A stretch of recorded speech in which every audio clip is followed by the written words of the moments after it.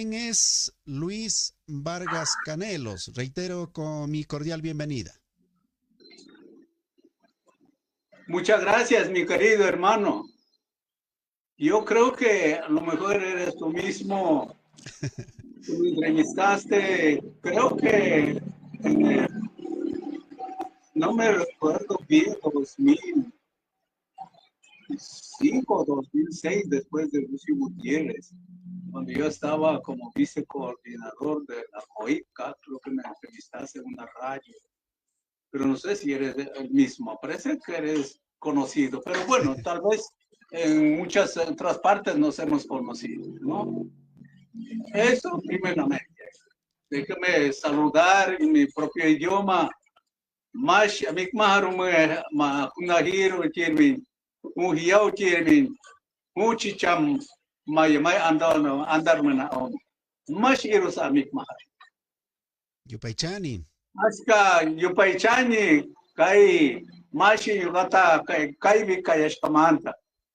Chaymanda askata yupaychani kai kunantuta kanguna maikan Mike Gankaitari Kuka, Ricupaichi, Liucamani, Luis Vargas, Achua Runamani, Manapi Kai Vargas Kangi, misionero una, paiguna, Yucanchita Chutitas, na hasta Samitas, paiguna Churashmano, Yucanchutiga, Shukmarikaka. Chaita mi kunanga chasna churapi nyukaga Vargas ani chirai komi kai imani chimata kai mishu kunaga nino kai ga Vargas ka nyukanchi manta manao awalyakta tunu manao nischariari no shinapes nyuka achuaruna mani nyuka kiki shimi achuar karimani chaimanda nyuka yachashkani mi segundo idioma kai Quichua Yuca tercer idioma man español y shinaliata ando asa para shimigunata askas katashiria shuar gunatas tokuta y Qué lindo, Luis. Qué lindo, Yupaychani. Mashikuna. Me alegra muchísimo. Al inicio, por supuesto, saludaste en tu propio idioma, como es el Achuar Chicham, y luego, por supuesto, en el idioma quichua, con el acento del quichua amazónico. Nos alegra montones. Avancemos en este importante diálogo. ¿Quién es entonces Luis? Has estado al frente de varias organizaciones, muy probablemente hayamos estado tan cerca, pero así es la vida. Conociéndonos o no, nos encontramos en el trajinar o en la vida o en la lucha como pueblos. Así que con seguridad muchos estarán en este momento diciendo, ah, sí, yo conozco, mira, etcétera. Así que, ¿quién es Luis Vargas?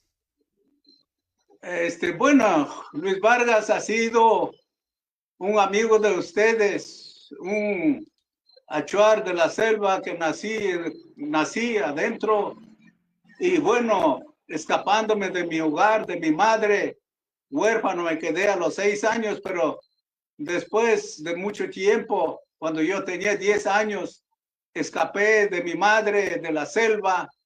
Bueno, tal vez el destino es así y salí hacia Canelos a visitar a un padrino mío que era quichua de Canelos. Entonces ahí salí y de pronto pues ahí un jibarito entre los quichuas que vivía ahí, me pusieron en la escuela y crecí, por eso sé quichua de Canelos, idioma Canelos quichua, Ashkate Yachani Chaipi. Y crecí ahí. Mis primeras letras son de la escuela en Canelos, en la parroquia Canelos. Y luego terminé yo ahí mi tercer grado, ya no había cuarto grado. Yo salí misionero, un misionero dándome 10 sucres aquel tiempo, en el año 1960, me sacó ya a estudiar a la ciudad de Puyo. Ahí estudié primaria, primera escuela, mejor escuela de la ciudad del Puyo, Álvaro Valladares. Yo ya terminé, ya Wambra de 16 años, y no me quisieron recibir porque ya tenía muchos años, ¿no? Entonces, como Colegio Vicentino es de los misioneros, yo era internado, yo vivía en la misión haciendo varios servicios ahí en la cocina, cuidando ganado, pollos, etcétera. Entonces me dijeron, no, tú eres un buen muchacho, váyase, nomás, vayan a entrar nomás. Nuestro colegio hicieron todos los trámites para que me aceptaran en colegio. Ahí estudié y bueno, mi trajinar, si converso, pues muchos a lo mejor dirán, tal vez será mentira o será cierto lo que está conversando este señor. Mi trajinar ha sido muy triste y bastante complicado de conversar. Pero de todas maneras, yo me formé ahí y luego yo me fui a cuartel. Y bueno, anteriormente los indígenas, nadie llegaba hasta cuarto curso. Yo de cuarto curso ya me tocó irme a cuartel, tuve que irme a cuartel, porque antes era obligatorio tener licencia de ser servicio militar para poder encontrar cualquier trabajito. Por eso yo me he obligado, me fui a cuartel, ahí terminé, y luego yo regresé y dije, bueno, yo soy de cuarto curso y ya, pues basta, porque hasta medio en sexto grado eran oportunidades, empleados públicos en malaria, etcétera, etcétera, podríamos hablar, ¿no? Y yo dije, bueno, yo soy cuarto curso, yo puedo ser teniente político, yo puedo ser secretario de la tenencia política, cualquier otra cosa. Y mi locura, pues yo me casé en la parroquia Canelos. Qué Luego, importante, qué importante. sí, Hagamos una muy, pausita. muy triste Es- mi vida, mi querido hermano. Estimado Luis, a ver, vamos, ahí nos has contado algunos temas que me generan inquietud. Bueno, a la final estaba en la escuela y no había más grados, hasta ahí nomás terminé y tuve que ir para otro lado. ¿Qué pasaba con la educación? Usted tuvo que salir desde su comunidad hacia otro lado y estamos hablando por qué años aproximadamente, Luis, porque justo en estos días habíamos dicho, a propósito del cambio de la Autoridad de Educación Bilingüe, hasta que nazca Educación Bilingüe, esto es en el año 88, 1988, en algunas nacionalidades era un lujo, decían o cuentan los que vivieron en esos momentos, encontrar a un bachiller, por ejemplo, encontrar a Mira, alguien incluso que haya terminado la primaria. Así que sí, mi le querido veo hermano, bastante yo por eso especial. decía, Cuéntanos esa parte, Luis. para mí era muy triste, ¿no? Y complicado, porque para un selvático que sale de la selva, un jibarito, por era salir a una población como Pueblo de Canelos y encontrarme con alumnos quichuas que te hacían, pues, que te molestaban porque era jibarito, ¿no? Y que no sabían que ellos se consideraban, que sabían mucho los quichuas de Canelos y no sabían que yo alguna vez iba a ser mejor que ellos, ¿no? Pero eso fue en el año 1953, yo entré a primer grado en Canelos, ya Wambra grande, ¿no? Ya de 10 años. Entonces eso fue, mire, si conversáramos la educación como era, posiblemente la educación era buena aquel entonces, las monjitas nos daban clases y yo sinceramente debo agradecer a esas profesoras muy amables, profesionales desde luego, pero yo lo que no puedo aceptar es nosotros, el director que era un sacerdote, ellos a, ¿cómo puedo decir? A la fuerza querían que nos comuniquemos en español. a la fuerza no tengamos comunicación de nuestro propio idioma, o sea, en quichua, ahí, ¿no?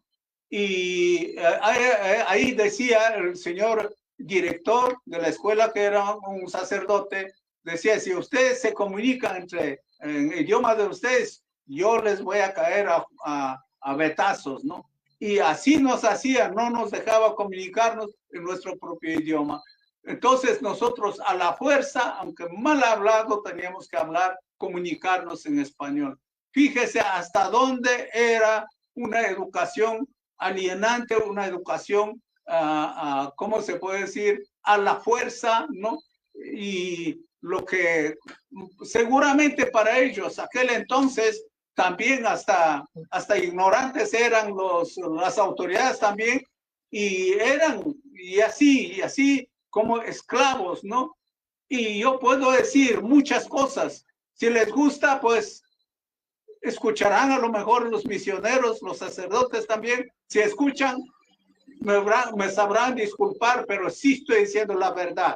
Ahí, por ejemplo, en Canelos, que yo crecí, ahí todos los días domingos tenía que estar todo el pueblo de Canelos en la misa, en la iglesia llena. Y con lista. Alguien faltó, a ver, todos se han conocido. ¿Por qué falta Custodio Santa María?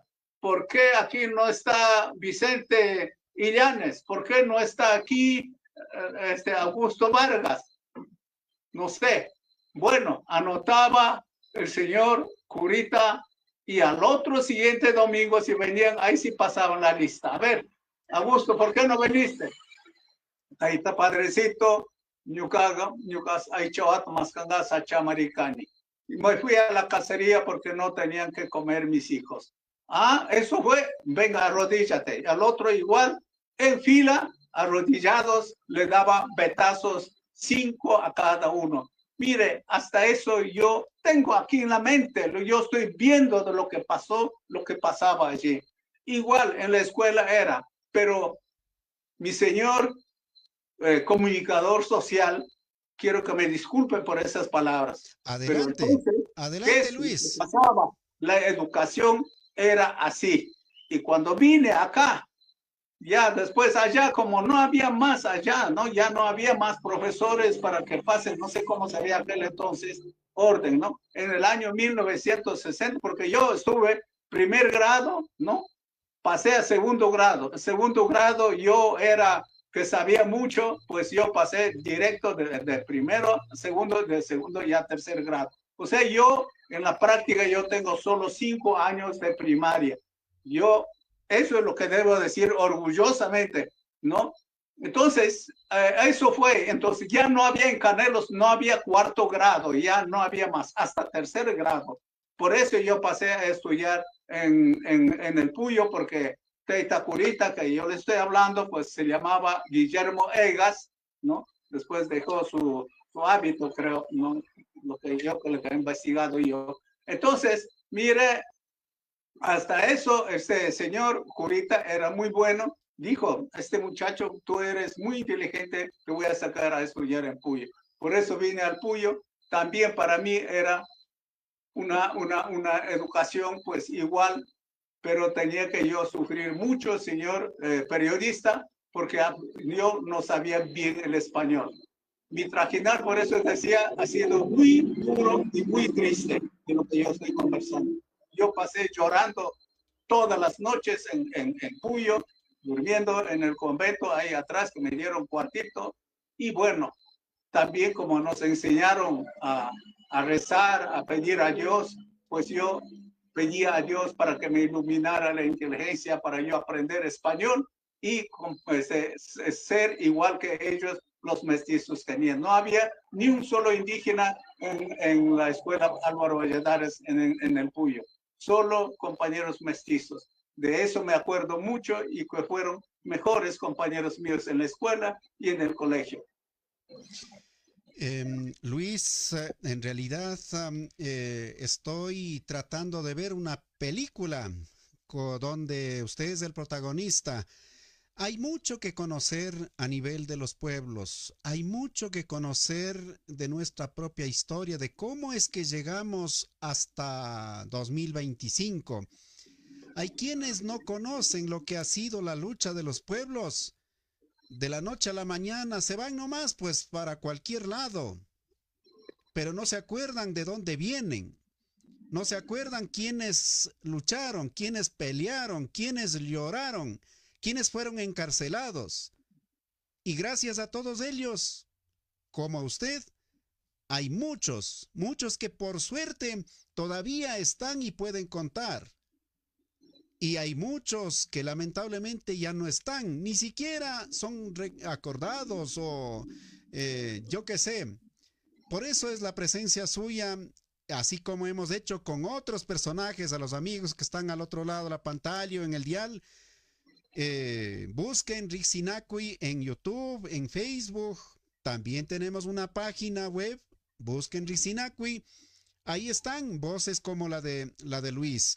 Pero voy con una siguiente inquietud. Usted decía en una partecita, yo tuve que salir de la comunidad. ¿Cómo era la comunidad o cómo era el lugar donde vivía Luis Vargas hace tanto tiempo, cuando era usted niño?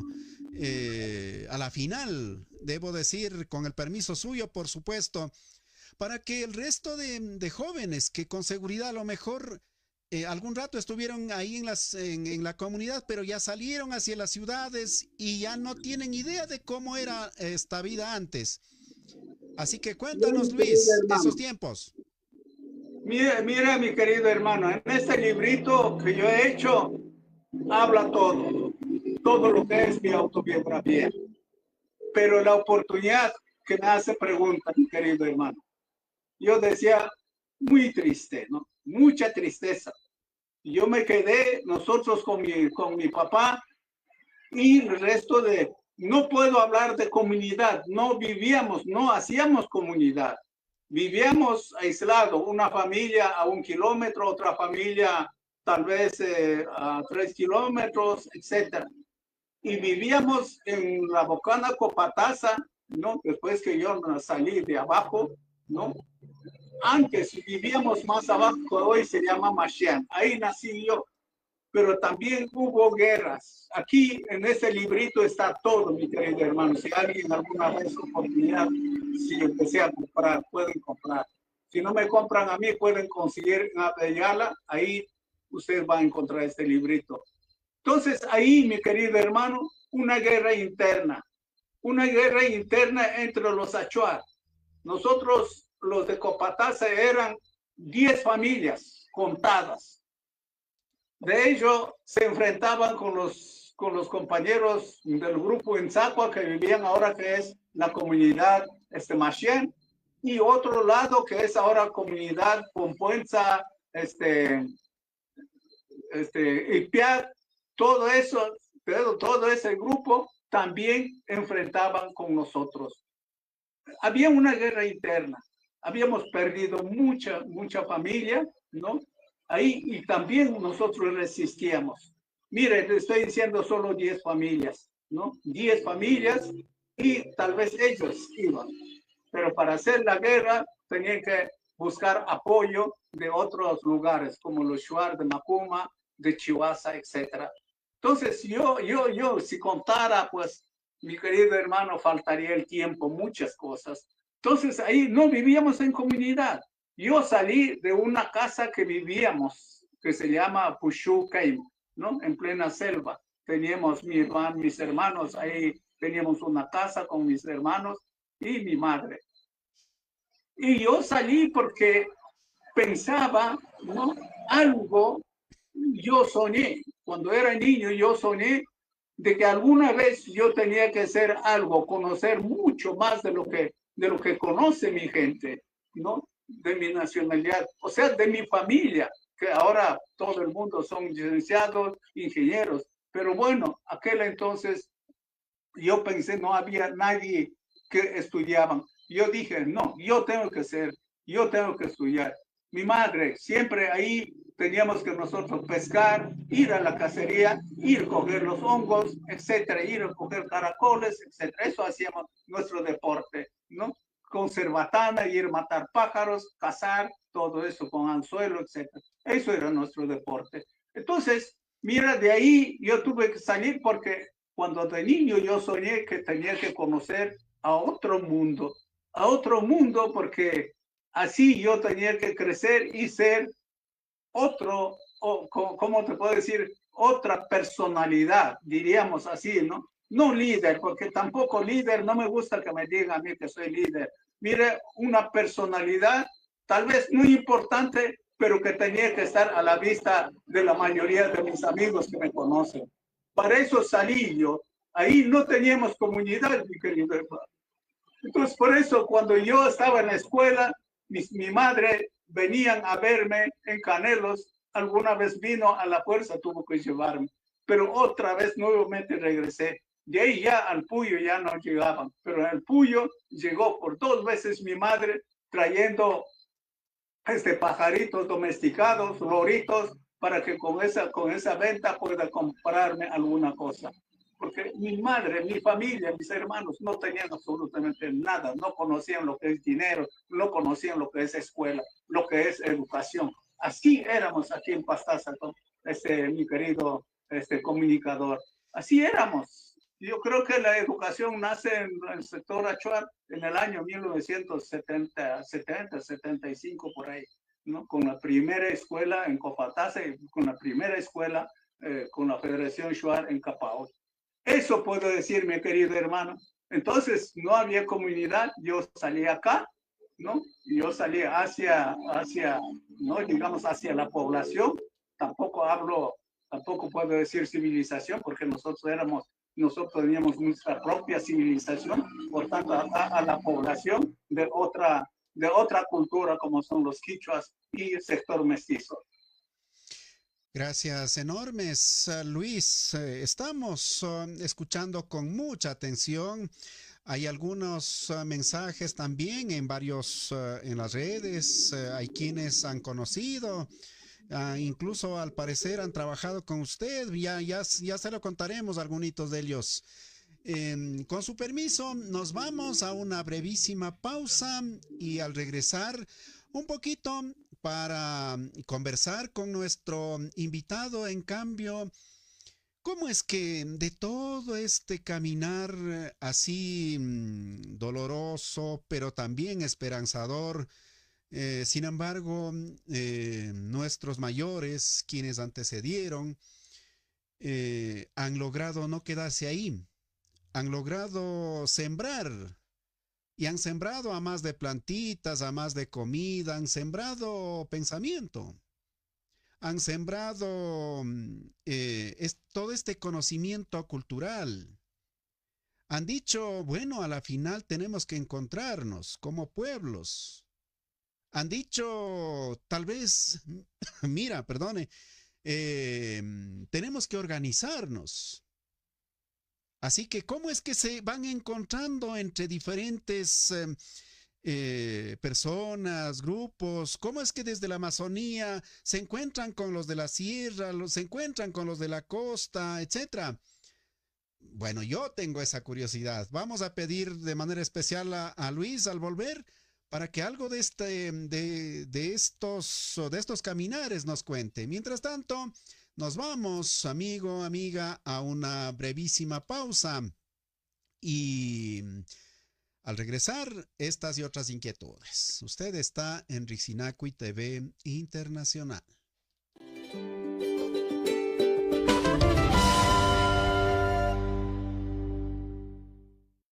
Desde los territorios milenarios del sur del continente, como pueblos que caminamos con nuestra dignidad, contaremos nuestros deseos por Rixinacui TV Internacional. Amulepe Tainhuaychan.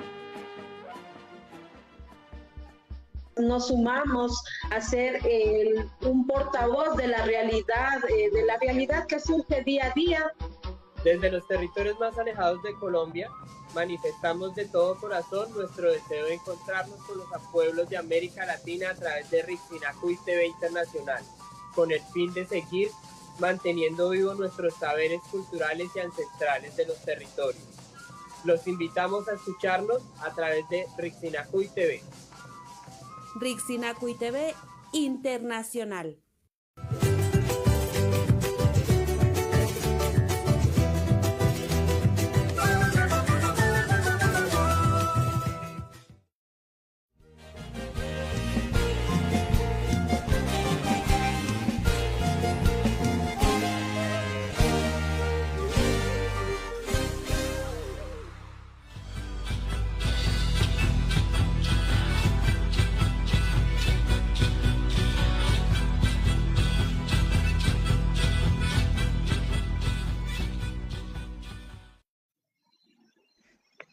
Amigo, amiga, estamos de vuelta con nuestro invitado, Luis Vargas Canelos. Él es de la nacionalidad achuar. Nos estaba invitando para que recorramos hacia algunos años atrás y hagamos este esfuerzo de imaginarnos cómo eran esos tiempos. ¿Qué sería, digo, si no hubieran habido personas como Luis? ¿Qué hubiera sido si no hubieran habido otras personas en las diferentes regiones, en los diferentes países? Muchos de ellos no tuvieron la oportunidad de contarnos. Ojalá hubiéramos tenido la suerte de preguntarles. No había esa posibilidad con seguridad. O quizá teniendo esta posibilidad nos hemos quedado, no sé, nos hemos quedado cortos. Nos hemos quedado con una enorme deuda. No hemos preguntado. No hemos dicho, ve abuelito, ¿cómo hacían esto? ¿O por qué hacían esto? ¿Por qué le llamaban de esta manera en esos tiempos y ahora mira cómo ocurre? ¿Cómo es que se mantenían, no sé, unidos? ¿Cómo es que lograron caminar tantos trechos hasta encontrarse? Ahora hacemos un clic y ya nos encontramos como en este momento con nuestro hermano invitado. Luis, antes, no sé si te suene, pero Eduardo Ilbay, desde el centro del país, está saludando. Saludos, Luis, con quien he compartido mientras colaboré como servidor de educación bilingüe en Pastaza. Dice, hay otro amigo que dice eficiencia energética, así se identifica. Qué excelente historia, dice de Luis Vargas. Felicitaciones. Por acá hay otros mensajitos. Vamos a ver si logramos algunita sacar. Saludos a mi camarada Lucho, dice Vinicio Tapia nos está acompañando. Gracias, Vinicio. Gracias a todos quienes están escribiendo también. Vida hermosa de lucha y resistencia. Así lo hemos puesto el programa de hoy. Hay otro, Jorge Mora nos está preguntando, buenas noches, ¿ya se sabe quién es el nuevo subsecretario de la CEIBE? Justamente son días intensos, horas intensas. Al final del programa, que es luego de unos minutitos, ahí le contaré algo. Así que aguántense las ganas. ¿Qué más? Dice por acá, he buscado en red, pero no se sabe nada de quién ganó, qué será, qué estarán haciendo. Sí, han llevado calladito, están llevando calladito o no quieren decir nada, pero como todo tiene un inicio, así también tiene un fin, entonces tienen que decirlo. Y hoy algo de lo que conocemos contaremos en unos minutos luego de tener este importante diálogo con nuestro invitado. Qué hermosa historia, gracias por compartir. Ojalá se difundan más historias, sobre todo entre los jóvenes. Estas historias nos llenan de orgullo. Mi admiración para el invitado, para Luis, obviamente. Dice que Mi nombre es Carlos Tobar, dice. Gracias, Carlos. Digamos, su mensaje lo leí hace instantes. Le acompañamos regularmente, dice también. Muy amable, Carlos. Gracias por que digamos, utilizar este tiempo valioso en un tema como este. Bueno, ahí nomás me quedo, Luis. Voy para escuchar, en cambio, justamente de su testimonio. Cuénteme esta partecita. Dices, me decían jibarito. Visto desde Quichua, no es que era chiquitito, ¿no? Sino es un afectivo trasladado al quichua, dicen del español, o digamos, del quichua al español, dicen los lingüistas. Es decir, tú te refieres con todo el cariño, no por lo pequeño, sino por ese afecto de jibarito. ¿Cómo les llamaban a los pueblos ahora conocidos como pueblos indígenas, ahora conocidos como naciones, ahora conocidos como nacionalidades? Y cada vez encontrando historias como las que estamos escuchando, seguramente van a empezar a preguntar más de uno. Ah, cierto, ¿cómo es que se llamaba mi abuelita? ¿Dónde es que vivía? Y cierto, algún rato mi abuelita contaba que su papacito no sé qué era tal. Capaz que vamos encontrando nuestro origen. En fin, Luis, ¿por qué decían jibarito? ¿Cómo conocían más bien? ¿Cómo les llamaban a los pueblos de las tierras antiguas antes? Ya, verás, mi querido hermano. Bueno, claro, al pronunciarse a ese jibarito siempre nos decían, ¿no? Como es con cariño, pero con, no sé, como desprestigio, algo así. Eso me decían también en despectivo. el pueblo, pero ni siquiera un mestizo, sino alguien salido de Canelos, que son familia Tello. Uno de ellos, por ejemplo, Juan Tello, decían, tratarán bien, enseñarán bien a ese jibarito. Uno que también salió de la selva, o sea, así nos tratamos entre nosotros a veces, ¿no? Entonces, mire, nosotros, los achuar, éramos achuar. Y los achuar, ¿qué decíamos a los quichuas? Decíamos nosotros a los quichuas apache. A los quichuas decíamos apache. No a los mestizos. A los mestizos decíamos miacach. A los shuar decíamos shiviar, ¿no? A los shiviar, que son ahora, eran los mainos, achuar mainos, ¿no? Y así, ¿no? Záparos, zápar. A los guaraní decíamos nosotros tawishir. Aquí es más, podríamos decir, por ejemplo, a los mestizos, nosotros, como les digo, decíamos viacach. Así, ¿no?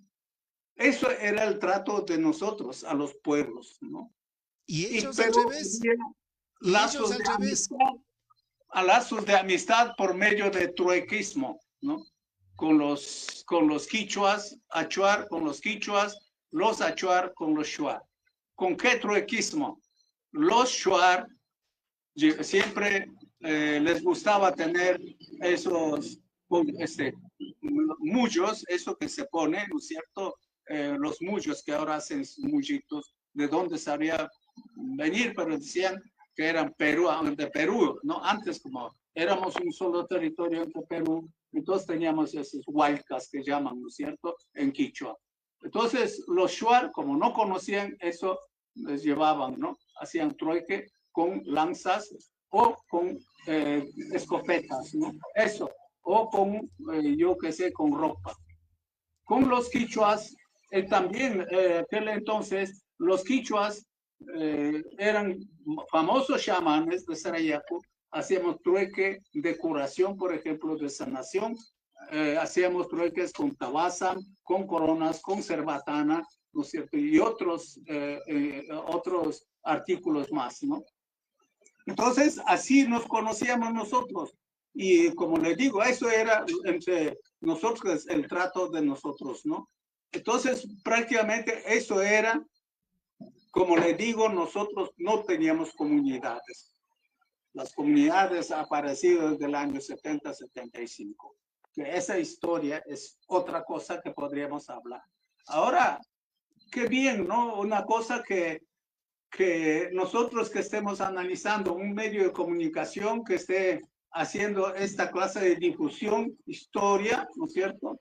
Yo, por ejemplo, voy a dar conferencia, voy a hacer una ponencia en la ciudad de, una ciudad en Finlandia en agosto, ¿no? Título es Yo soy historia, ¿no? Entonces, en ese punto voy a hablar muchas otras cosas, ¿no? De la cultura de la nacionalidad achuar y otras culturas que existen. Entonces, prácticamente eso es la historia de nosotros como nacionalidades, como indígenas, o sea, como nacionalidades amazónicas, ¿no? Así vivíamos. Y a los del norte, por ejemplo, decíamos nosotros a los copanes, ¿no? Siempre decían Kushmos, ¿no? Kushmos también, eso teníamos en nuestra mente. Pero aquel entonces nosotros no conocíamos Siona Secoya quiénes eran. Aquel entonces nuestro pueblo no conocía, a todos los pueblos no conocíamos porque no teníamos ningún contacto, ¿no? Solo nosotros los achuar teníamos contacto con los quichuas de Montalvo, con los quichuas de Sarayaco y con los shuar de Macuma y Chihuahua. Importante este elemento. Luis, hablaste en una partecita del tema de salud, de de quienes conocían la medicina. Ahorita se me viene, digamos, a mi mente de lo que está pasando en Taisha. Que están muriendo los niños y cuando quieren hacer diagnósticos o lo que son los protocolos correspondientes en materia de salud, en materia de auxilios o de diagnóstico, etcétera, no encuentran dónde hacer. O de pronto algún mal que digamos al ocurrido, de pronto por auxiliar, etcétera. A lo mejor empiezan a llevar algunos elementos desde Quito hacia Taisha, más le va a costar, digamos, todo el transporte, más lo que llevan. Bueno, a la final es un gesto, pero hasta en eso nos toca conocernos, pero es otro tema. Pero me llama la atención en términos de conocimientos de medicina, de alimentación. Algo que ahora cada vez los guambras decimos nosotros, los chicos, los jóvenes, no por culpa de ellos, pero también nos hemos descuidado en seguir enseñando de cómo se cocina, de cómo se saborea, cómo se combina. Ahora, al menos en el ámbito urbano, digamos, medio paso, o si no fuera, digamos, si el brazo fuera un poquito más, sacaría por la ventana el brazo, pediría de la tienda y ya. Pero antes ustedes con seguridad hacían esas prácticas de otra manera. ¿Cómo era el tema de salud? ¿Cómo era el tema de alimentación? ¿Cómo subsistían? Luis, cuéntanos. Bueno, mi querido hermano, muy importante, muy importante. Yo creo que es por eso en la Amazonía, en la CONFENIAE, se ha conformado una escuela de liderazgo, una escuela de capacitación, una escuela que se llama Escuela Viva de la Amazonía, EVA, donde que con mucho orgullo he sido a veces contratado por un mes, ¿no es cierto?, para dar clases de conocimiento, cosmovisión de los achuar sobre la medicina, porque ahí hacemos, cada nacionalidad da sus conocimientos, su cosmovisión y su cultura. Y yo he estado compartiendo con ellos hasta el mes pasado, hasta abril. Mire, deberíamos nosotros, de hoy en adelante, con tanta tragedia que nos lleva, ¿no es cierto?, en nuestra vida, en nuestras comunidades, creo que es de pensar y replanificar cuál es la vida, qué vida tenían nuestros antepasados, nuestras madres, cómo cultivaban y cuántas clases de cultivos había, de horticultura, cuánto había, ¿no?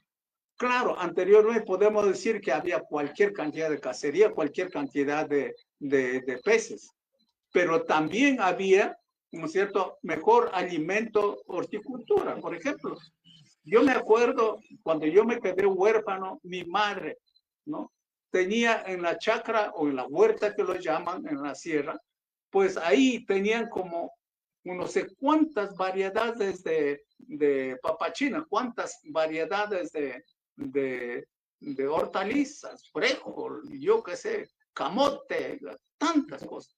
Y esos alimentos son los que servíamos, ¿no? Papa nativa, ¿no? Malanga. Nosotros consumíamos la hoja de malanga, cogollo que sale, eso lo consumíamos, ¿no? Aplastado con maní, con frijol, haciendo una sopa de frijol, ¿no? Con todas las vainetas que hay, ¿no es cierto? Eso es lo que nos servíamos, ¿no? Y mejor alimento teníamos nosotros. Hoy creo que en la chacra o en la huerta hay solo 4 clases de cultivos.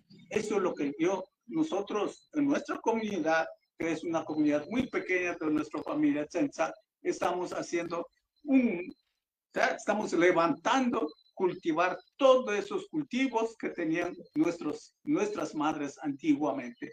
Ahí vamos a tener, no vamos a tener como Relancina 4, 5 cultivitos, no, ahí vamos a tener, por ejemplo, cacao que se llama quila en quichua, nosotros llamamos huacam, que es mejor alimento, ahí vamos a tener miles de huacam, de árboles de cacao de comer, ¿no es cierto?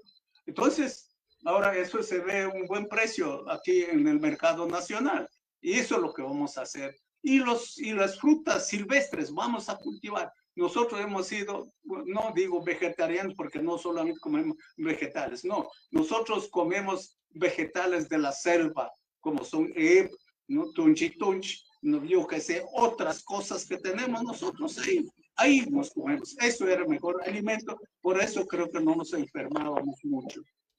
Pero debo decir, ¿no?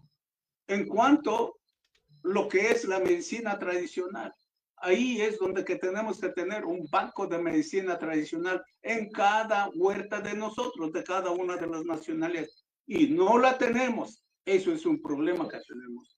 Ahora, los cultivos que yo hablo, ahí es donde que vamos a bajar con eso mejor alimento que nos daban anteriormente y vamos a valorar eso y vamos a tener ahora y con eso vamos a bajar la tasa de desnutrición.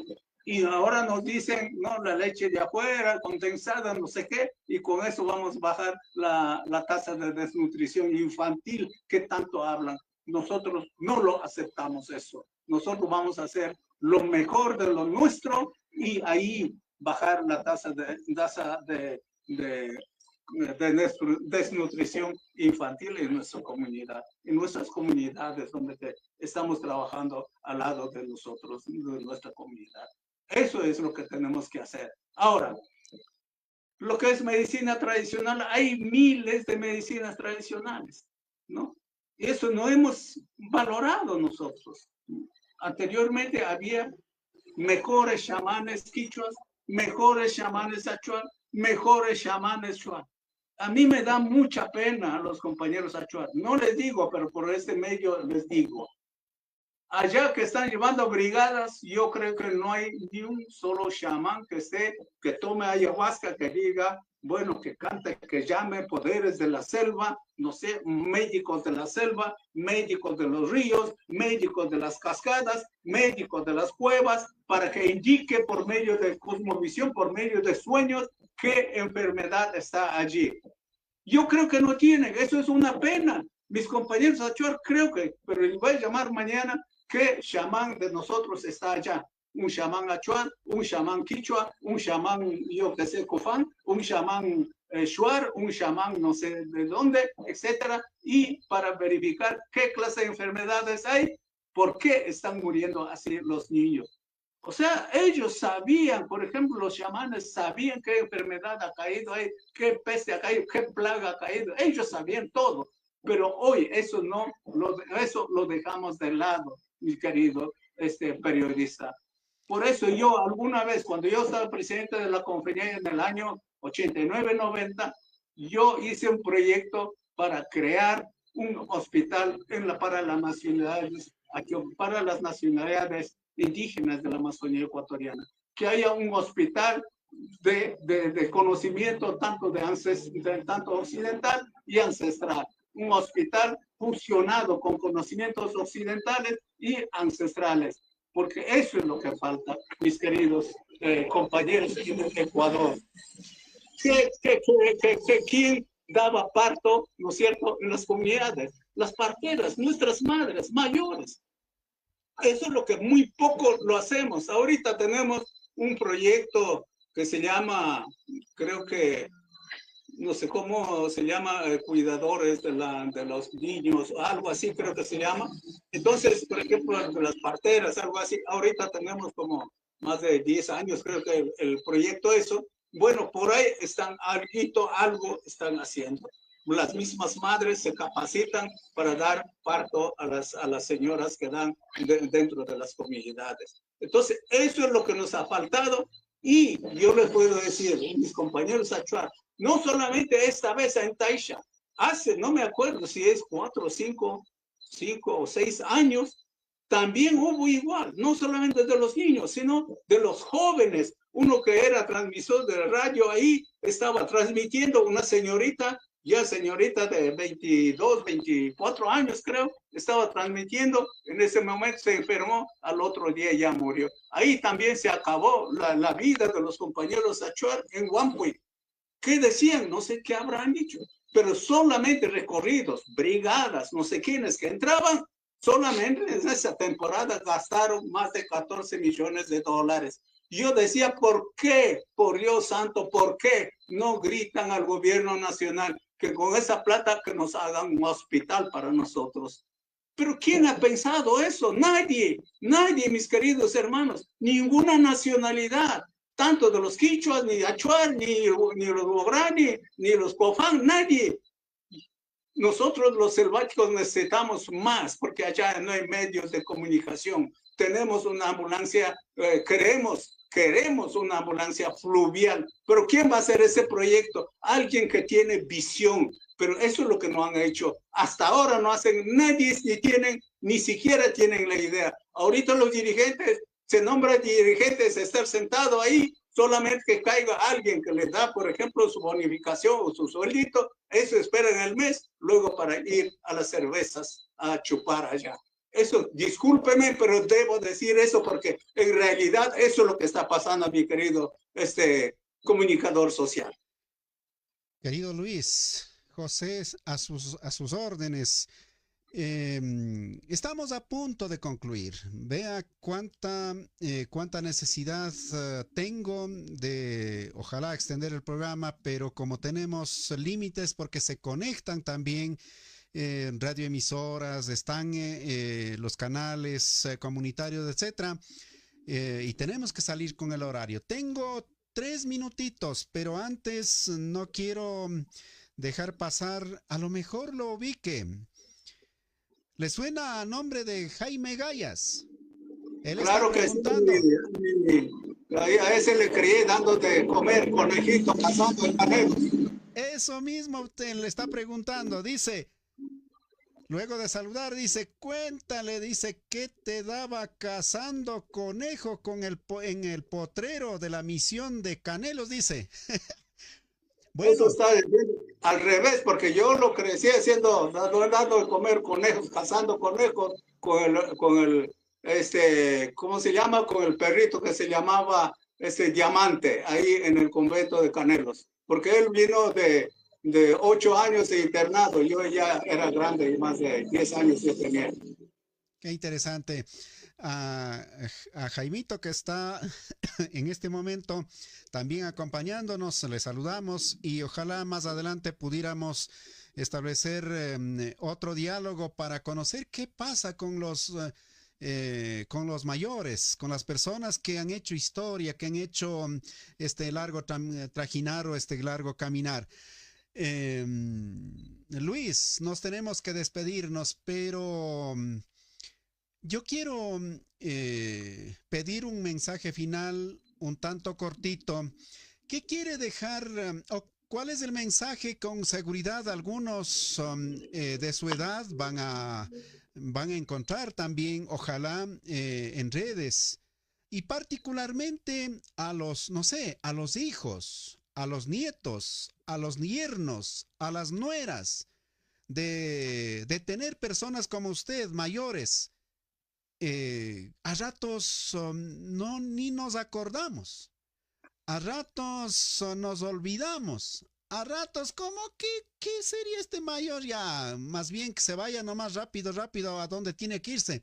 Así a ratos creo que se piensa, o así de ingratos somos.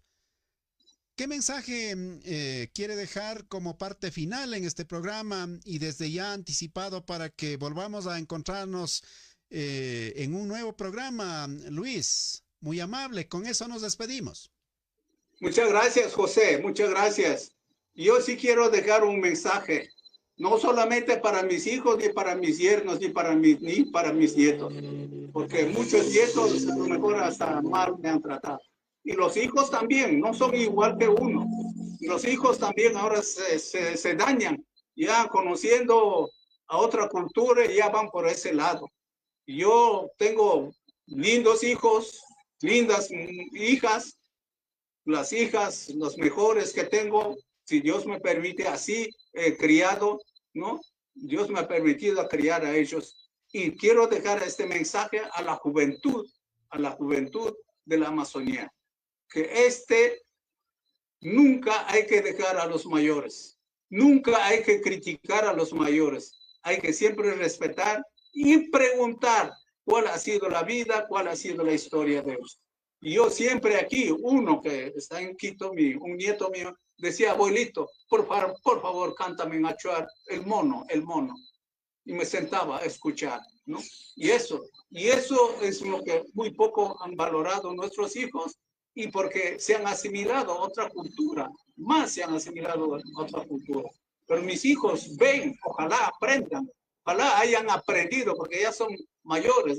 El último que tengo es de 27 años. Y muchos de ellos no saben lo que es. Ahorita están sufriendo dos hijas mías en la Universidad de Amauta Basi. ¿Cómo es esto, papá? ¿Cómo es esto? Por eso digo, tienen que poner atención al papá, preguntarles muchas cosas de nuestra vida. Y muchísimas gracias, mi querido José. Cuando haya oportunidad, con todo el gusto, mis queridos hermanos. Yupaychani, Tucu, Ecuador, Chactapi, Runa, Causa Conata. Y esta última parte, ¿cómo le dirías en Achuar Chicham, querido Luis? Ayo más amikman, que maya keña kotajarme. Kirmaite, hunga, warit kuisha, penger wengat nyite. Hunga ma winicha onda, tikinyite, turaka guna kuna tajarme. Más natsatirmin, más irusan amikman, hu likataram, I viagmo, hu viagmo. Yancho que hundre tiore viaca e tiora covarme lo sia massimo che camo attinio itetona non attinia maga de tinia poharon. Hatun Ugari Luis, un gran